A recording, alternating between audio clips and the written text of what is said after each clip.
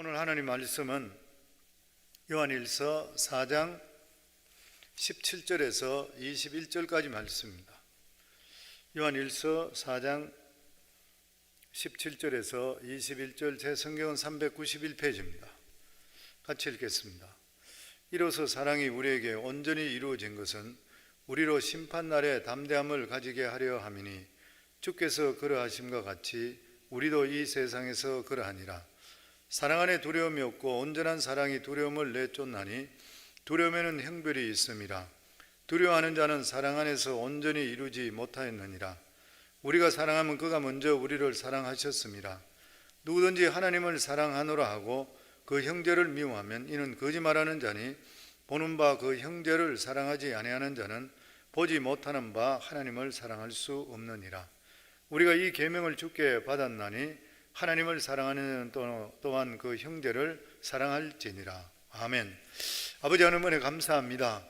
오늘도 이렇게 또 새로운 날 또 새벽을 허락하여 주시고 또 주의 말씀을 받습니다. 특별히 특별 새벽기도 하나님께 작정하며 또 금식하며 드려지는 사랑하는 성도들 아버지 하나님께서 일일이 기억하여 주시고 축복하여 주시고 하나님의 그 크신 사랑, 하나님의 주신 그 크신 은혜, 이것을 기억하며 올 한 해 동안도 믿음으로 살고 사랑으로 살고 또 사랑으로 사람들을 대할 수 있는 저희들 될 수 있도록 해주시어 하나님께서 예비하신 귀한 은혜의 삶을 살게 하시고 형통한 삶을 사는 저희들이 될 수 있도록 도우시고 축복해 주시옵소서. 오늘도 주의 성령께서 우리 각자에게 말씀해 주실 줄 믿사오며 예수님 이름으로 기도하옵나이다. 아멘. 사랑은 사람을 담대하게 만들고 용기를 준다, 그렇게 말하죠. 실제로 우리 인간이 가지고 살아가는 이 인간의 인간됨의 실존이 뭐냐면은 열등의식이라고 합니다. 이 세상의 사람들 열등의식 없는 사람은 아무도 없다고 합니다. 누구나 다 열등의식을 다 가지고 있는 것이죠. 열등의식이라는 것이 바로 비교의식이죠. 저 사람은 잘 사는데 나는 왜 이래? 나는 많이 못 배우고 저 사람은 많이 배웠어? 아니 나는 키가 적은데 저 사람은 키가 커. 나는 못생긴데 저 사람은 뭐 잘생겼어. 나는 우리 집안은 별 볼 일 없는데 저 집안은 집안이 좋아서 저렇게 하고 있어. 뭐 여러 가지로 인생에 살아가면서 누구든지 간에 열등의식 없는 사람 아무것도 없는, 그렇기 때문에 인간됨의 실존이 열등의식이라 맞는 말인 것이죠. 비교의식, 끊임없이 우리 삶 속에 비교의식을 가지고 있습니다. 그런데 하나님의 사랑을 경험하면, 다시 말하면 하나님의 은혜를 경험하게 될 때 열등의식을 뛰어넘는 거예요. 진짜 하나님의 사랑을 받고 은혜를 받은 사람이면 자기와 남을 비교하지 않습니다. 왜냐하면 우리 한 사람이 얼마나 독특하고 특별한 존재라는 것을 우리가 알기 때문에. 그리고 이러한 사랑을 받게 될 때는 어떤 환경 속에서도 뛰어넘을 수 있을 뿐만 아니라 어렵거나 힘든 일이 있더라도 감사하는 삶을 살게 되어 있습니다. 그 안희숙 사모님 아시죠? 지금은 소천하 있습니다만 제가 가장 친하게 지내는 목사님, 그 교회에 이제 처음에 교회를 세웠던 김동명 목사님 사모님이시지만 김동명 목사님보다는 안희숙 사모님 더 잘 알려졌죠. 정말 그분은 순교자와 같은 그런 삶을 살았던 그런 분이었습니다. 예전에 간증도 듣고 또 저희가 우리 목자반 훈련하고 이럴 때에 책들을 읽게 할 때에 안희숙 사모님의 책들이 몇 권이 있습니다. 그것을 읽게 그렇게도 했었습니다. 뭐 죽으면 죽으리라, 뭐 아파요, 너무 아파요, 뭐 이런 여러 가지 그런 책들이 참 귀한 책들이 있습니다. 그런데 이 안희숙 사모님이 처녀 때의 몸으로 예수 안에 살다가 일본에 잡혀 들어가서 평양 형무소에 들어가죠. 거기서 마지막 사형언도를 받고 죽기 전에 8.15가 해방이 되는 바람에 살아나신 분이잖아요. 그런데 5년에서 6년 정도 감옥에 들어있었다 그래요. 근데 그 평양 감옥이 얼마나 추운지 모른대요. 얼마나 춥겠어요. 그 북쪽 지역이니까. 그 너무너무 환경이 열악하고 너무너무 추운데, 그런데 그분의 간증을 들어보면 춥고 배고프고 음식도 옳게 안 주는 거예요. 추운데다 배고프니까 막 사람이 사시나무 떨듯이 뜨는 일이잖아요. 그런데 아무리 추워도 자기가 울질 않았다. 아무리 배가 고파도 울질 않았는 거예요. 그런데 하나님께서 나를 위해서 십자가에 못 박혀 죽으신 나 같은 자를 위해서 하나님께서 아들을 주시고 나를 사랑하는 그 사랑을 생각할 때마다 우는 거예요. 감옥에서 얼마나 많이 울었든지 간에 여름 때는 괜찮았는데 겨울 때 눈이 울게 되면 눈물이 나오면서 여기서 그냥 얼어버리고 헐어버린대요. 그러니까 하나님이 주시는 그 사랑을 깨닫게 되면서 그렇게 일본 사람들이 지독한 여자라고 하는데 하나님의 사랑 때문에 우는 것이에요. 그리고 그 사랑이 자기를 지켜주는 것이에요. 우리가 살아갈 때에 하나님께 주시는 이 사랑을 경험하는, 그 하나님의 사랑을 경험하는 것이 은혜잖아요. 이 은혜를 가지고 사는 것, 이것이 우리 삶에 어디 가더라도 담대해질 수 있고 그리고 용기를 잃지 않게 되는 것입니다. 왜냐하면 우리 모두 다가 하나님께 사랑하시는 자녀인 것이고 하나님께서 우리를 사랑한다는데 무엇을 두려워할 수 있는 것인가요? 그리고 이러한 사랑을 받은 자들은 오늘 말씀을 보면 사랑의 완전함이 뭐냐면은 하나님께 내가 받았던 이 사랑을 남들을 사랑할 수 있게 될 때 완전함이 이루어진다고 그랬어요. 내가 하나님을 안다고 하는데도 불구하고 사랑받은데도 불구하고 이기적인 사랑, 남을 사랑하지 못하는 사랑은 완전한 사랑을 입었다고 할 수가 없는 것이에요. 오늘 17절 같이 읽습니다. 이로써 사랑이 우리에게 온전히 이루어진 것은 우리로 심판날에 담대함을 가지게 하려 함이니 주께서 그러하심과 같이 우리도 이 세상에서 그러하니라. 오늘 본문의 말씀을 보면 온전한 사랑에 대한 말씀입니다. 이 세상의 사랑은 이기적인 사랑이죠. 자기를 위해서 상대가 필요한 것이에요. 순간적인 사랑. 그런데 하나님께서는 우리들에 대해서 진짜 불가능한 그런 계획을 가지고 계셨습니다. 그것은 죄 가운데 빠져 있는 우리들을 거룩한 자녀로 만들으셔서 하나님처럼 우리도 사랑하는 사람으로 살게 만들어 주시는 거예요. 이거는 도저히 불가능한 일이죠. 하나님은 사랑받을 자격이 전혀 없으며 오히려 하나님을 대적하고 실망시켰던 우리들을 끝까지 인내하셔서 하나님의 자녀 삼아 주셨는 것이에요.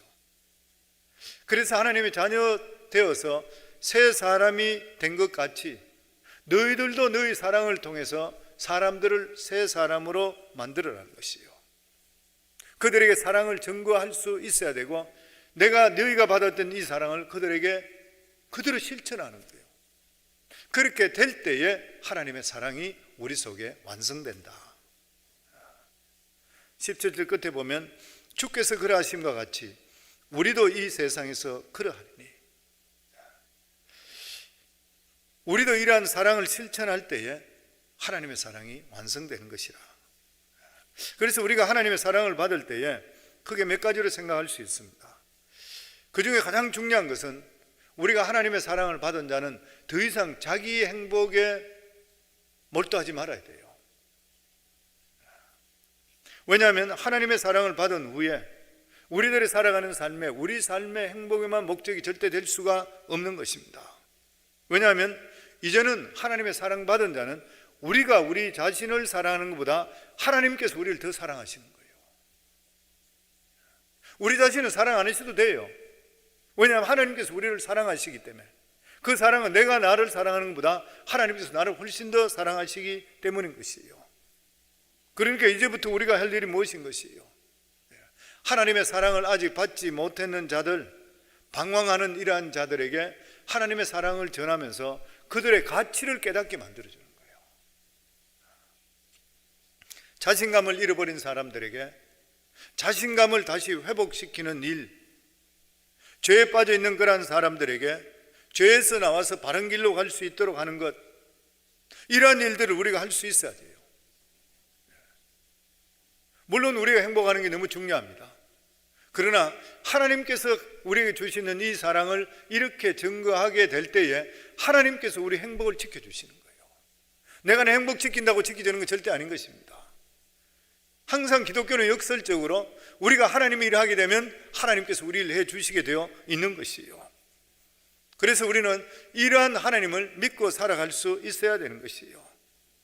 심고 거두는 법칙대로 우리는 하나님 말씀대로 내가 받았던 이 사랑을 전해주게 될 때에 내가 생각할 수 없는 그러한 수확, 30배, 60배 수확을 내 삶에 거두게 되어 있는 것입니다. 그러면 17절 우리 읽은데 다시 보면은 이렇게 살아갈 때 주는 축복에 대해 말씀합니다. 이로써 사랑이 우리에게 온전히 이루어진 것은 우리로 심판날에 담대함을 가지게 하려 함이니 주께서 그러하심과 같이 우리도 이 세상에서 그러하리라. 많은 사람들이 심판에 대해서 두려워하는데 사랑을 많이 받은 사람은 심판에 대해 두려워하지를 않는다는 것이에요. 우리가 이 세상에 살아가면서 내가 받은 주님의 그 사랑을 다른 사람들에게 전해주고 사랑하는 그러한 사람, 이러한 사람은 하나님의 심판에 대해서 두려움이 없는 것이요. 왜냐하면 내 마음속에 주님께서 계시기 때문에, 그리고 주님의 주시는 확신 가지고 있기 때문에 나는 심판에 대해서 두려움에서 벗어날 수 있는 것이요. 예수님께서는 어떤 사람이 심판대에서 무서운 정죄 받을 것인지에 대해서 말씀한 것이 여러 군데 있습니다. 근데 특별히 마태복음 7장 21절에 보면 나더러 주여 주여 하는 자마다 다 천국에 들어갈 것이 아니요 다만 하늘에 계신 내 아버지의 뜻대로 행하는 자여야 들어가리라. 그날에 많은 사람이 나더러 이르되 주여 주여 우리가 주의 이름으로 선지자 노릇하며 주의 이름으로 그 귀신을 쫓아내며 주의 이름으로 많은 권능을 행하지 아니하였나이까 하리니 그때 내가 그들에게 밝히 말하되 내가 너희를 도무지 알지 못하니 불법을 행하는 자들아 내게서 떠나가라 하니라. 마태복음 25장에는 어린 소자에게 하나 한 것이 나에게 한 것이라. 너희는 이런 사랑을 왜 베풀지 않았느냐. 그 말씀이 최후의 마지막 심판 때 갔을 때 심판하는 잣대가 되는 것이요. 얼마나 사랑을 베풀었느냐. 이 말씀 때문에 예전에 제가 모시고 있던 목사님, 원로 목사님, 이분은 목회하면서 자기가 목회만 했지 선한 일을 별로 한 것이 없다 해서 은퇴하시고 나서 온 데 다니시면서 어린아이들이나 이런 데 고아들을 돌봐주고 고아들을 의답하고 이런 것들을 봤습니다. 하나님 앞에 설교 잘하는 거 소용없다는 것이죠. 귀신 쫓아내는 능력 있는 거 소용이 없다고 하는 것이요. 이 세상에 인정받는 목회 소용없다고 하는 것입니다. 많은 사업, 큰 행사 있는 것 아무 소용없는 것이요. 그러나 사랑을 행한 사람은 심판대 앞에서 두려워하지 않고 담대해진다는 것이요. 하나님은 사랑이시기 때문에 저희들의 삶 속에 나타나는 사랑 가장 힘들잖아요. 사랑이 가장 힘들죠. 자기 자신을 사랑할 수 있을지 모르지만, 그리고 자기 가족은 사랑할 수 있을지 모르지만 남을 사랑한다는 것, 알지도 못하는 사람 사랑한다는 것, 손을 베푸는 게 진짜 힘든 일인 것이에요. 그런데 주님께서 우리에게 말씀하는 것이 네가 사랑을 받았다면 사랑의 완성은 남을 사랑하는 것이라. 왜냐하면 한 영혼의 가치가 너무 귀하기 때문인 것이라. 사람이 죽을 때에 두려워하는 이유가 무엇인 것입니까? 내가 사랑을 베푼 게 하나도 없어요. 자기만을 위해서 산 사람은 두려워할 수밖에 없는 것입니다. 그러나 다른 사람을 위해서 사랑하고 살았던 사람은 두려움이 없는 것이에요. 왜냐하면 죽어도 그 사랑이 없어지지 않는다는 것을 알기 때문인 것이고 하나님을 신뢰하는 마음이 있기 때문인 것입니다. 그래서 우리 삶 속에 타락한 길로 접어들었던 그러한 사람, 바른 길로 인도할 수 있는 진리의 인도자가 될 수가 있어야 되는 것이에요. 낙심한 사람들에게 자신감을 불러넣어줘서 스스로 일어날 수 있도록 하나님의 은혜 때문에 일어날 수 있도록 만들어주는 너무 감사한 일인 것이에요.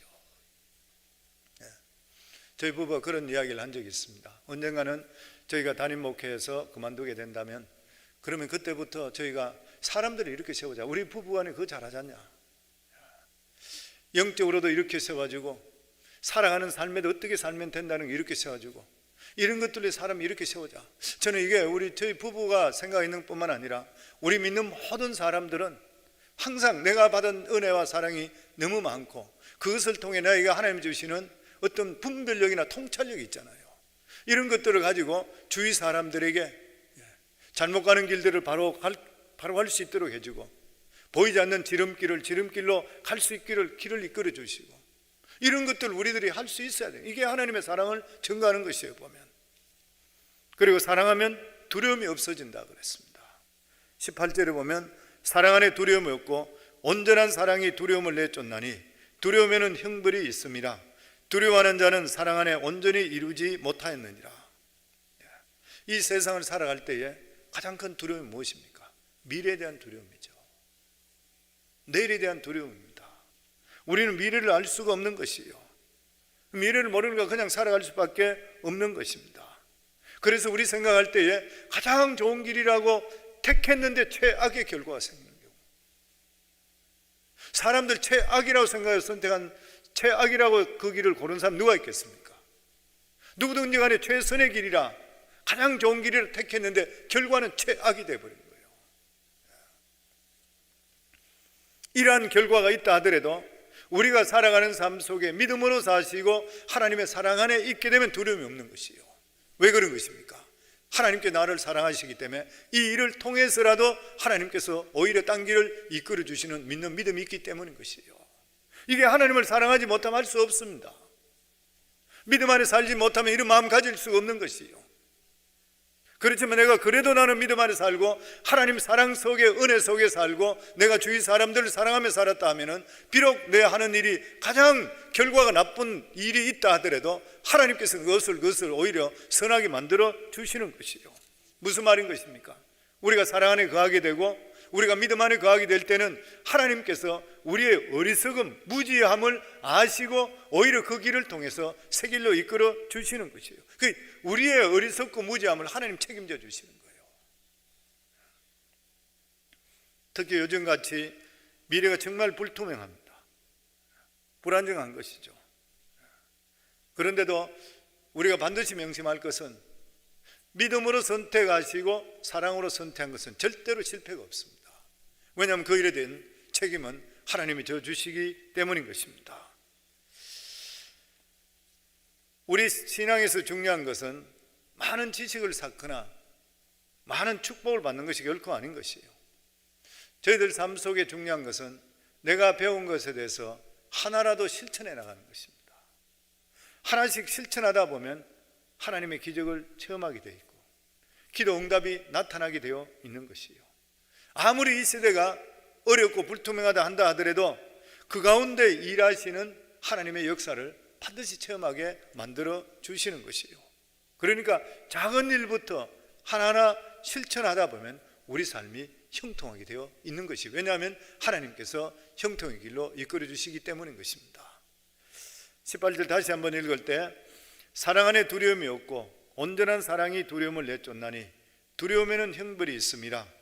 두려워하는 자는 사랑 안에서 온전히 이루지 못하였느니라. 여기 두려워하는 자는 하나님의 사랑을 알기는 아는데도 불구하고 두려워서 실천하지 못한 사람. 이렇게 믿음으로 살면 내가 뭐가 잘못될 것 같다. 이게 이루어질까? 이렇게 행동으로 옮기지 않고 머리만 계속 굴리는 사람한테 반드시 일어나는 현상이 뭐냐면 염려가 뚫고 돌아버립니다. 하나님 말씀을 담대하게 믿고 가시게 되면 있던 염려가 도망가게 되어 있지만 내 마음속에 실천하지 못하고 이게 될까 하는 순간에는 내 속에 틈을 보고 염려가 반드시 들어오게 되어 있는 것이에요. 그래서 우리 예수 믿는 사람들은 도전하라 그랬죠. 지난 주일날 우리가 도전하고 출하하지 않게 되게 되면 가만히 있게 될 때는 염려와 관심이 우리 속에 들어오게 되어 있는 것이고 그것이 우리를 사로잡아 버리는 것이에요. 그리고 여기 보면 두려움에는 형벌이 있다 그랬습니다. 그리스도인이라고 하면서 두려움에 사로잡힌 자, 그것은 두려움 자체가 그 사람에게 형벌인 것이죠. 마땅히 하나님의 사랑을 실천해야 되는데도 불구하고 그렇게 살지 못했기 때문인 것입니다. 뿐만 아니라 우리가 믿음 안에 있다 하나님의 사랑을 받고도 다른 사람을 사랑하지 못하면 우리가 병들어 버린 것이요. 자꾸 딴 걱정이 우리 속에 들어오기 때문인 것입니다. 그리고 우리 20절 말씀입니다. 누구든지 하나님을 사랑하려던 하고 그 형제를 미워하면 이는 거짓말하는 자니 보는 바 그 형제를 사랑하지 아니하는 자는 보지 못하는 바 하나님을 사랑할 수 없느니라. 우리 모두 하나님을 사랑한다고 합니다. 근데 하나님을 사랑하는데 어려움이 있어요. 왜냐하면 하나님 보이지 않기 때문에. 일반 사랑도 그렇잖아요. 사람이 보이지 않고 멀리 떨어져 있으면 사랑이 없어져 버린 경우가 많지 않습니까? 근데 하나님 눈에 안 보이시는 거예요. 근데 어떻게 하나님을 사랑할 수 있는 것인가? 어떻게 증명할 수 있는 것인가? 사랑한다는 것. 근데 하나님께서 우리에게 말씀하시기를 눈에 보이는 형제를 사랑할 때 하나님을 사랑하는 걸 인정해 주시는 거예요. 눈에 보이지 않는 하나님 말씀에 순종하는 것은 눈에 보이는 형제를 사랑함을 통해서라고 말씀해 주시고 있습니다. 많은 사람들이 신앙이라 하는 것은 눈에 보이지 않는 하나님을 내가 잘 믿으면 되지 이렇게 생각해요. 그리고 주위의 사람들은 중요하게 생각하지를 않는 것입니다. 그래서 여기서 불건전한 신비주의나 이런 것들이 나오게 되어 있는 것이에요. 사람들은 직통으로 하나님께 내가 기도하고 직통으로 응답받고, 그렇기 때문에 교회도 필요 없고 목사도 필요 없고 교회 리더들도 필요 없다 이렇게 생각하는 사람이 있어요. 이렇게 되면은 종교적인 광신자가 되어버립니다. 그래서 하나님께서는 혼자 잘 믿는다고 하는 사람에게, 그 사람에게 어떤 장치 같은 걸 해놓은 것이에요. 진짜 잘 믿느냐 안 믿느냐 그걸 알기 위해서 장치해놓은 것이 뭐냐면 형제를 사랑하냐. 아무리 자기 믿음 있고 혼자서 아무리 한다 해도 나는 그 교회 이렇게 잘 안 나가더라도 나는 믿음 있어. 아니면 나는 목사님 설교 별로 안 들어도 나는 나 내 믿음 지켜. 그런 사람 실제로 있잖아 보면. 근데 그런 사람의 실질 믿음이냐 아니냐 하나님께서 그 속에 장치라는 게 뭐냐면 주위에 있는 형제 자매를 얼마나 사랑하느냐. 주위의 형제 자매, 주위에 있는 사람들 사랑하지 못하고 잘 믿는 거 가짜 믿음이다. 하나님이 인정하는 믿음이 될 수가 결코 없다고 하는 것입니다. 하나님을 잘 믿는다고 하면서도 교회 질서를 깨트린다든지 목회자나 교회에 세워진 리더들에 대해서 순종하지 않는다든지 믿음이 될 수가 없다는 것이죠. 은혜를 잘못 받았다고 하는 것이에요. 그러니까 우리가 믿음이 있고 하나님의 사랑을 받았다 그러면은 거기에 대한 것이 나타날 수가 있어야 되는 것입니다. 그래서 성경에 보면 누구든지 하나님을 사랑하노라고 그 형제를 미워하면 이는 거짓말하는 자라. 거짓말하는 자라. 눈에 보이는 형제를 사랑하지 않으면서 은혜 받았다 하는 것은 엉터리라. 그 신앙도 엉터리라. 하나님의 사랑은 먼저 살아가는 삶의 인식부터 변화가 되기 시작합니다. 가장 먼저 생기는 내 삶의 변화가 뭐냐면은 하나님의 사랑을 받은 자는 다른 사람을 귀하게 여기는 거예요. 다른 사람을 귀하게 여기는 사람이 어떻게 남에 대해서 가십을 하고 그 사람을 룩다운할 수가 있겠습니까? 성도들 중에서도 보면 형편이나 아니면 지식이나 딴 것들로 보고 나서 사람을 룩다운하는 경우가 있어요. 그건 세상적으로 하는 일이지. 교회 안에서 그러면 안 돼. 하나님 복을 못 받아요. 얼마나 사람을 귀하게, 나 같은 자도 하나님께서 사랑하시고 택해 주는데 뭐 똑똑하다고 내가 남에 대해서 그렇게 판단할 수 있겠습니까? 그런데 한번 자신들을 돌아보세요. 우리가 그럴 때 얼마나 많이 있는지.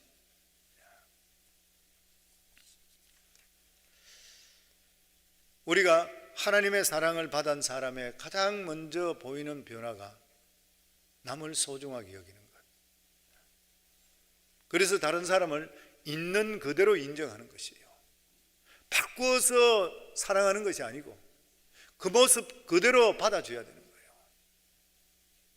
좀 어둔하면 어둔한 대로, 좀 부족하면 부족한 대로 그걸 그대로 받아줄 수가 있어야 되는 것이에요.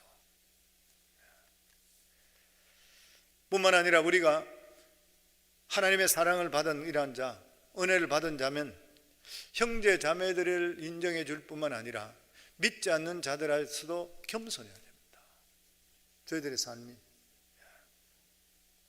세상 사람들이 예수 믿는 사람을 볼 때 겸손하게 보일 수 있어야 돼요. 이러한 겸손을 통해 그들에게 예수 그리스도의 사랑을 보여줄 수가 있어야 돼요. 왜 그렇습니까? 세상 사람들은 허세를 많이 부리잖아요. 가난한 사람은 가난하게 보이지 않으려고 더 허세를 부리고, 무식한 사람은 무식을 탈로 안 내기 위해서 더 허세를 부리고, 허세를 부리는 것이죠. 그런데 하나님의 사랑을 입은 자는 그럴 필요 없어요. 왜냐하면 이미 하나님의 사랑을 입었기 때문인 것이, 누구에 잘 보일 필요가 없어요. 사람들한테 잘 나타나고 보일 필요가 하나도 없는 것입니다. 그리고 우리는 기회가 있을 때마다 작은 사랑의 수고를 해야 되는 것이에요. 이러한 작은 사랑의 수고를 하게 될 때 나중에 큰 일을 우리가 할 수 있게 되는 것이고, 큰 사랑으로 발전되는 것이에요. 그래서 우리 삶 속에 가장 중요한 것은 뭐냐면 작은 순종이고 실천입니다. 작지만 움직이는 자는 살아있는 자요, 나중에 큰 일도 감당하게 되어 있는 것이에요. 작다고 시시하게 여기는 자는 나중에 큰 것을 주어도 감당하지 못하는 것이에요. 그래서 성도님들, 작은 일에 순종해서 큰 축복까지 이루를 수 있는 그러한 성도들이 되기를 주 이름으로 축원합니다. 사랑하는 성도님들, 오늘 여기에 주시는 그러한 말씀, 우리 모두 다가 하나님의 이 귀하고 크신 은혜와 사랑을 받은 자들인 것이에요. 그런데 이렇게 귀한 은혜와 사랑을 받은 자들은 반드시 하나님의 이 사랑을 완성시켜야 되는데, 이 완성이 뭐냐면 하나님께서는 주위의 사람을 사랑하는 것이라. 저와 우리 성도님 모두 다가 이러한 사랑을 아주 적은 것부터 시작하고 실천해서 큰 사랑을 체험할 수 있는, 더욱 체험하는 저와 여러분 다 될 수 있기를 주 이름으로 축원합니다.